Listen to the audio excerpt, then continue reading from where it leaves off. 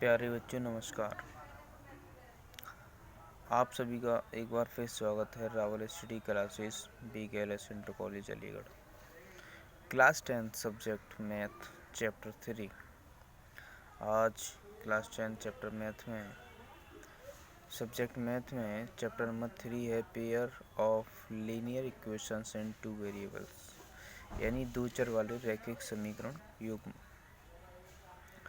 तो देखिएगा एक्सरसाइज 3.1 पहले से पूरा करने से पहले आप सूत्रों के बारे में चर्चा करना चाहते हैं हम आपसे कुछ, तो इन सूत्रों को देखिएगा। इस चैप्टर को शुरू करने से पहले हमें इसकी डेफिनेशंस और इम्पोर्टेंट फार्मूलाज के बारे में जानकारी है। जैसा कि आप देख रहे हैं, नंबर 1 ax + by + c = 0 के रूप का, जहाँ abc वास्तविक संख्या है, equal to 0, b is not equal to 0, दो चरों में एक रैखिक समीकरण कहलाता है। तो इस प्रकार से ये कंडीशन दे रखी हैं। रेखाएं संपाती कब हो सकती हैं? जब a1/a2 = b1/b2 = c1/c2 हो, तब संपाती होंगे। अद्वितीय कब होगा हल? जब a1/a2 is not equal to b1/b2 हो। ऐसे ही चौथा, पांचवा, छठा, विलोपन विधि, बजीगुणन विधि सब के बारे में चर्चा करेंगे, लेकिन इन चीज़ों को आप ढंग से देख लें और अपनी फेयर कॉपी पे नोट कर लें। और हम अब एक्सरसाइज पे बढ़ते हैं। जैसा कि आप देख रहे हैं क्वेश्चन नंबर 1, ये क्वेश्चन है कि आफताब अपनी 7 वर्ष पूर्व अपनी पुत्री से 7 गुनी आयु का था तथा 3 वर्ष बाद वो अपनी पुत्री से 3 गुनी आयु का रह गया। तो उनकी पुत्री की और आफताब की आयु बतानी है कितनी है ग्राफीय विधि और ग्राफीय विधि से और बीजगणितीय विधि से। तो ध्यान देंगे, जैसा कि आप देख रहे हैं, माना आफताब और उसकी पुत्री की आयु x और y वर्ष है, ये हमने मान लिया। तो 7 वर्ष पूर्व आफताब की आयु बराबर, पूर्व शब्द आ जाए तो घटाते हैं, तो x - 7 और ये डॉट डॉट करके लिखा है 7 वर्ष पूर्व पुत्री की आयु बराबर y - 7। तो अकॉर्डिंग टू क्वेश्चन यानी प्रश्नानुसार जब चलेंगे, तो 7 वर्ष पूर्व आफताब अपनी पुत्री से 7 गुनी आयु का था। तो आफताब की आयु कितनी? x - 7 बराबर 7 अपनी पुत्री से जिससे कि से शब्द आए वहीं उसी में गुणा होता है, तो 7 × y - 7।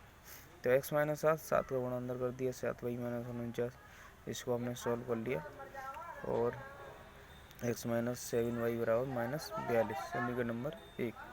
3 वर्ष बाद आफताब की आयु, x + 3 बाद शब्द आए तो जोड़ते हैं, ऐसे ही उसकी पुत्री की आयु y + 3 हो अकॉर्डिंग टू क्वेश्चन। तो x + 3 बराबर 3 y + 3। तो देखिएगा ये अपनी पुत्री से 3 गुनी आयु का रह जाएगा। तो x + 3 बराबर 3y + 9। तो फिर अचर पद एक तरफ, चर पद एक तरफ, तो x - 3y बराबर 9 - 3।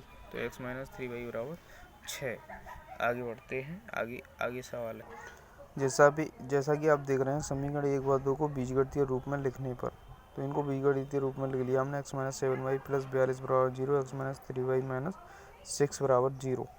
तो ग्राफीय विधि से हल करने पर, तो समीकरण 1 से x - 7y बराबर -42, तो 42 को जब ट्रांसफर कर देंगे तो -42 हो जाएगा।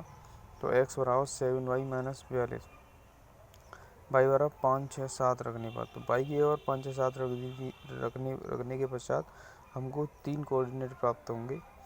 एक का मान आएगा -7, एक का 0, एक फिर 7। तो देखिएगा समीकरण 1 से प्राप्त बिंदु -7,5, 0,6 और 7,7। इसी प्रकार से सेम टू सेम समीकरण 2 में हम -1, -2, -3 रख लेंगे। रखने के पश्चात 3, 0, 3 -3 प्राप्त होंगे हमको। तो देखिए समीकरण 2 से प्राप्त बिंदु -3, 1 और 0, -2, -3, -3। तो इस प्रकार से इन सभी बिंदुओं को हम इस